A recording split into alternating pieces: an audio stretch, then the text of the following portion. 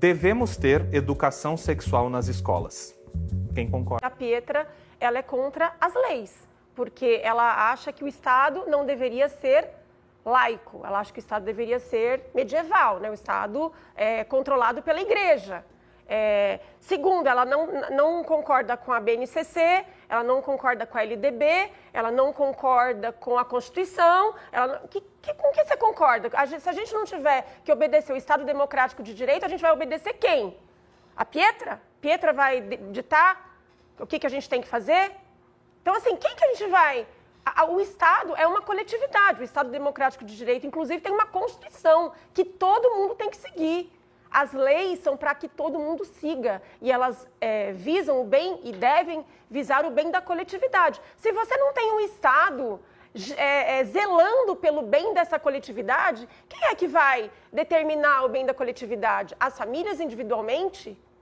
Mas aí, se as famílias têm abusadores, então os abusadores vão deixar seus filhos em casa, porque né, tem alguns, inclusive, que não querem nem mandar os filhos para a escola, é homeschooling, e aí esses abusadores vão ficar com os filhos lá, né, com esses filhos sem ter informação, e aí controlando todo mundo. Então, assim, é uma coisa extremamente perigosa, essas ideias que elas estão defendendo. Nós defendemos, sim, que a educação sexual e que a educação é dever da família, é dever do Estado e é dever da sociedade. Então, assim, a família não pode determinar a educação. E sem contar, né, Silvia, que quando a gente fala assim, é dever da família, a gente sabe para quem vai sobrar, né? Para a mãe, para a mãe. É só a mãe. Então, a mãe tem que dar conta de tudo. Ela tem que dar conta de todos os afazeres da casa, ela tem que dar conta da educação sexual do filho, da educação sexual, ela tem que dar conta de tudo. No final das contas, essa individualização dos deveres em relação à criança, que é justamente o que a lei brasileira tenta evitar, é o quê? É uma sobrecarga das mães, das mulheres. Mais uma, né, gente? Porque se a gente fala de jornada dupla, se a gente está juntando todas essas outras funções que nós estamos colocando em cima da suposta família, que na verdade vai para cima da mãe, nós estamos falando aí de jornada tripla, a mulher não tem mais nada na vida dela. Ela vive para isso. E talvez seja isso mesmo que ela defenda, que elas defendam. Não é o que a gente defende. Ser mãe não precisa de ser uma sentença, porque criar um filho não é uma propriedade nossa. O filho não é propriedade da família e o ECA deixa isso muito claro. O filho, ele é da sociedade, ele vai viver em sociedade.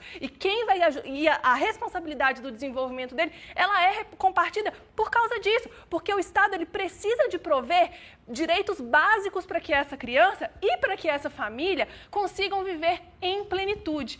Educação sexual e para a igualdade de gênero também ensina para as crianças isso, que a vida delas não é um destino determinado e que elas vão poder viver da forma como elas querem.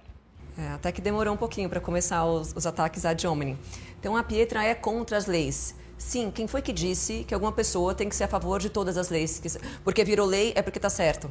Né? Então quem nasceu na Alemanha nazista deve ser a favor das leis do Hitler, né? Deve ser a favor da perseguição dos judeus, entre outras coisas. Né? Ela pergunta...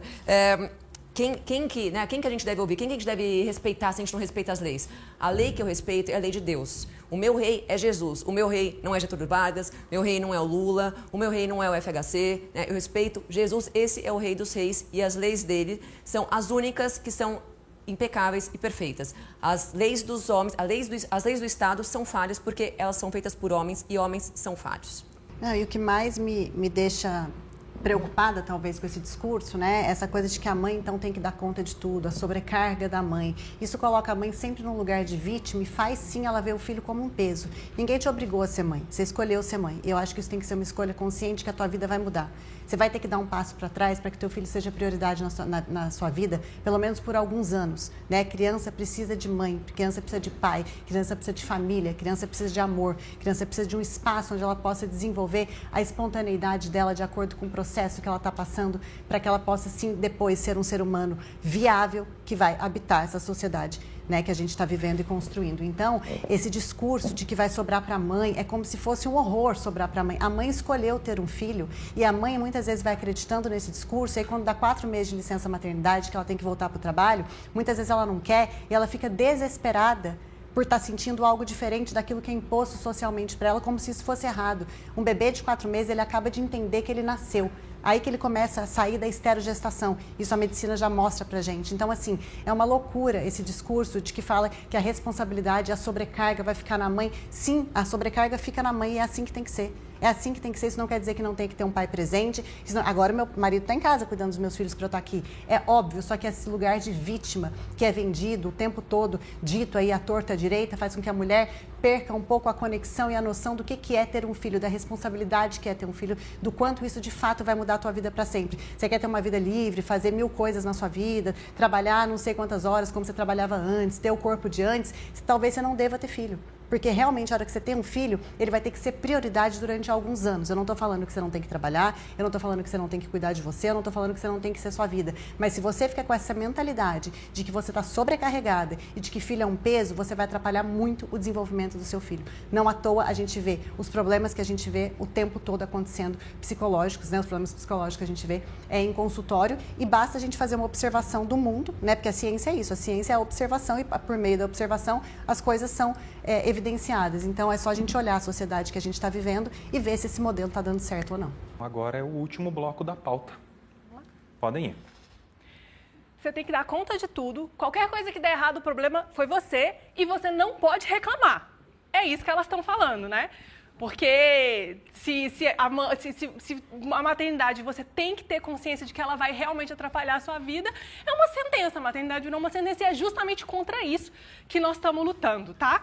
A maternidade não precisa de ser uma sentença se a responsabilidade sobre uma criança for compartilhada. Uma criança precisa sim, ela precisa de cuidado, ela precisa de amor, ela precisa de afeto. Nada no mundo diz que ela precisa de receber isso de apenas uma única pessoa.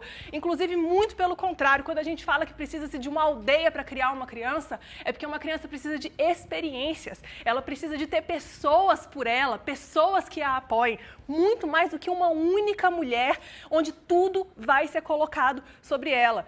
Não é se fazer de vítima, é olhar para a realidade de milhares de mulheres no Brasil, principalmente mães negras, exaustas, completamente levadas ao fim das suas energias, porque são levadas a achar justamente isso que elas estão falando, que elas têm que dar conta de tudo, que qualquer coisa que der errado o problema é delas e que também não pode reclamar. Isso é injusto com as mulheres que estão cansadas, com as mulheres que estão sobrecarregadas. E uma coisa, maternidade para umas mulheres é escolha sim, gente, para outras mulheres não é escolha. A gente ainda vive num país onde o aborto é criminalizado.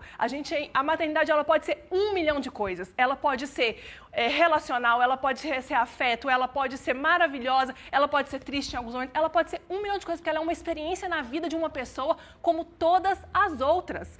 A maternidade ela não precisa de ser algo destinado, algo que será assim de fato, não precisa. Você tem que ter o direito de decidir o que vai ser da sua vida a partir das suas escolhas. Esse negócio não cola comigo, esse negócio de agora você fez as escolhas, você sofra. Não aceito isso, eu acho que a vida pode ser muito melhor que isso, a gente não precisa sofrer por qualquer coisa não, tá?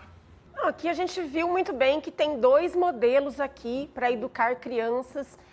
Um modelo que quer privar as crianças de informação, privar as crianças da educação sexual, privar as crianças do convívio, inclusive com a questão dos professores, dos profissionais de educação que estudaram para ser profissionais capazes de fazer essa educação sexual com as crianças, e um modelo, que é o que nós defendemos, que é que a criança tenha todos esses instrumentos para se entender, para entender o seu próprio corpo, para se proteger dos abusos, dos pedófilos, para não ter gravidez precoce, para não ter gravidez indesejada, para ter acesso a métodos contraceptivos e para ter uma consciência da sua sexualidade, né, das suas escolhas, para ter autonomia, e é esse modelo que a gente defende.